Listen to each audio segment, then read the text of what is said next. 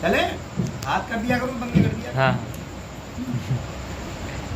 देखो जी, शास्त्र और शस्त्र का समझ लो अर्थ।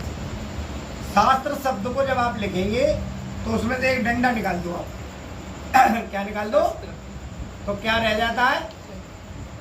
तो जब भी आपको शास्त्र की सुरक्षा करनी है, यानी शास्त्र शब्द को पूरा करना, तब आपको एक डंडे की आवश्यकता होगी। और जब आपको शस्त्र की आवश्यकता होगी, शस्त्र चाहिएगा, तो आपको वो डंडा हटा देना है। शास्त्र और शस्त्र। हाँ, अब शस्त्र क्या है? शस्त्र है धर्म की रक्षा। शस्त्र का प्रतिरूप क्या मानो आप? धर्म की रक्षा। और शास्त्र का मतलब है आपकी सभ्यता और आपके संस्कार। भाई जब तक आप शास्त्र माने जाते जीवन जी रहे हो, न तो आप किसी को हानि पहुंचाओगे, न किसी को हानि होगी, और न आप किसी को तकलीफ दोगे। लेकिन जब आपसे लोग बदतमीजी करेंगे तो आपको शस्त्र की आवश्यकता पड़ेगी, तो उसी में से एक डंडा निकाल लेना आप, यानी जो एक मात्रा जो लगी हुई है शास्त्र में से डंडा निकाल लो, शास्त्र में से अस्त्र निकाल लो, वह शास्त्र हो जाएगा। ठीक है, ठीक है। अब शस्त्र क्यों रखे साहब? मुझे एक बात बताओ, तुम्हारे शंकर जी क्यों अस्त्र रखते हैं? महाराज जी 5 फुट त्रिशूल लेकर डंडा रखे, 4 से नाक फांक गले में लटका रखे, बोला कोई छेड़ा कोई ना तोड़े लेंगे सब हैं? क्यों? भगवान को पता है, भगवान ने इसलिए अस्त्र धारण किया कि आप उनकी छवि को देख के आपके अस्त्र धारण करें। दुर्गा मैया की पूजा करी, अरे साहब 9 दिन का व्रत है, कुड्डू खेच रहे हैं, पकौड़ी ये वो जूस चल रहे हैं, सेब चल रहे हैं। मैया के स्वरूप को तो एक बार अवलोकन करो। माँ भगवती 9 दिन तक बिना विश्राम के युद्ध करती है। कितने दिनों तक? 9 दिनों तक बिना विश्राम के युद्ध करती रही। और अष्टभुजाओं की प्रतीक है वो। कितनी प्रतीक है? अष्टभुजाओं की प्रतीक है। उसकी अष्टभुजाओं में अलग अलग है भैया। एक हाथ में उसके में गदा है, मान लीजिए ऐसा जानते मारे थे काम ना चले तो ठोक के काम चल जाए। एक हाथ में त्रिशूल है, माने कि ठीक है ना ज्यादा मानना तो थोड़ा नेक चुवा चुवा के काम चल जाए। एक हाथ में बाकी में खप्पर है, माने कि चाहे एक काम करो या कटोरा में जो परस के दे दो माता खा के मान जाए। म्हणने की ना साहब एक हाथ में फूल है, माने चलो कोई बात ना फूल दे दो, जब बात मिल जाए। एक हाथ से आशीर्वाद दे दीजिए, एक हाथ में तलवार है खड़ा। तो ये समझ लो, क्या आप अपने भगवान के प्रतिरूप बनना चाहते हो, या फिर मतलब जो है आजकल जो है मतलब अर्धनंगे नृत्य जो हो रहा है, या उसका प्रतिरूप बनना चाहते हो? बार बार जो लोग बात करते हैं ना स्त्री आरक्षण, ठीक है ना, उनके एक प्रश्न का सीधा सा उत्तर मेरे पास है। मुझे बताइए, आप स्त्री आरक्षण की बात करते तो द्रौपदी महारानी कैसे बनी और सीता रानी कैसे बनी, और राधा जी को इतना पूज्य उस समय क्यों किया गया? आप स्त्री आप कह रहे हो स्त्री का शोषण हो रहा है, शोषण हो रहा है, कहाँ हो रहा है? स्त्री का वास्तविक शोषण इसलिए आज हो रहा है कि आप उसे अर्ध वस्त्र पहना के और बुरी अवस्था में आप उसे नंगा करके नचाते हैं। आप बात करते हो जब भी समाज में बैठते हो धर्म की, शास्त्र की, मर्यादा, फलाना ये वो। मुझे एक बात बताओ साहब, वो दूसरे की बहन बेटी नाच रही है तब तुम बड़ा सुंदर लग रहे हो, और चाहिए अगर तुम्हारी नाचे तो तुम्हें कितनी गुस्सा आएगी साहब। समझो ना कि शायद वो नाच रही का वो तो हमारे परिवार को कोई भाग तो ना है, और आपको लगता है आप सब अलग हो, सब एक ही है। ये तो जो कहने वाली बात है ना, फूट डालने वाली, करे साहब तू जाट, अब मैं ब्राह्मण, वो बनिया, वो मेहतर हो, सब बेकार का विषय। सही बात तो ये है कि जिस तरह शरीर में एक आँख है, एक कान है, एक हाथ है, एक पैर है, उसी तरह से ये समाज का विभिन्न अंग है।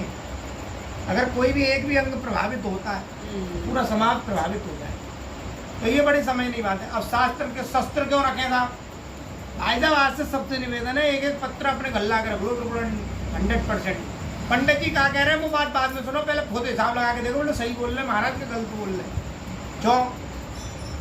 उन्हें 31 नवंबर की घोषणा कर दी और आपने सबने मान ली, और आपके पास पत्र होती तो आप मान देखते ना अपने साथ, तो मिला के तो देखे सही बोलने का।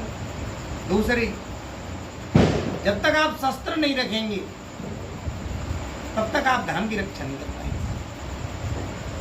धर्म की रक्षा वो जरूरी है कि शस्त्र व्यक्ति को मारने के लिए रखा जाएगा? पहले तो ये विचारधारा सभी लोग सही कर लो।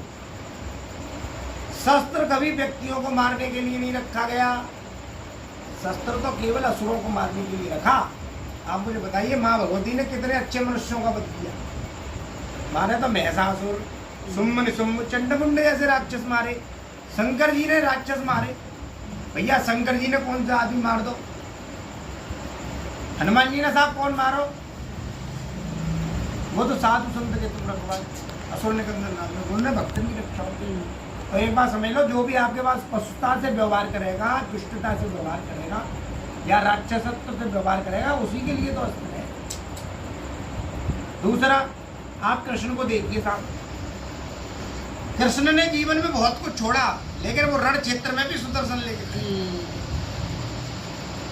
ठीक है, राम जी बन गए साहब, राम वन में जो राजभोग करेंगे नहीं, राज्य के सुख सुविधाओं शासन का लाभ लेंगे, धनुष फिरुकंदा पे मारा, तीरक मान न छोड़ी, धनुष और बाण साथ में। ठीक है, अब आप उनको देख लीजिए, शिवाजी है, महाराणा प्रताप है, उन्होंने बहुत सारी चीजें छोड़ी।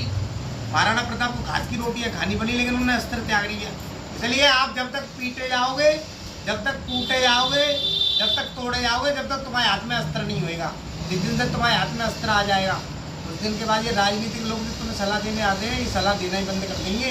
बोला नेगू गलती बोलो तो नाक काट दिए सुपर कहीं तरह। और जो दूसरों की बहन बेटी के साथ अनाचार कर रहे हैं, उनका रावण का सा हाल होना है। और जो दूसरों की बहन बेटी के साथ अनाचार कर रहे हैं, उनका रावण। और आज बहन बेटियों को भी कह रहा हूँ, जो दूसरों के पुरुषों के साथ अनाचार कर रही है, सुपड़का की तरह नाक कटेगी, कपड़ा बांध के ढोलना पड़ो जीवन में नाक। तो थोड़ा सुधरो, ये अच्छे आपके चरित्र बनेंगे, अच्छी आपके विचार बनेंगे, अच्छी आपकी विचारधारा बनेगी, तभी भारत में राम राज्य का आह्वान होगा। कहते हैं ना लोग राम राज्य लाएंगे, राम राज्य की बात करते हैं लोग, राम राज्य ऐसा नहीं आने वाला है।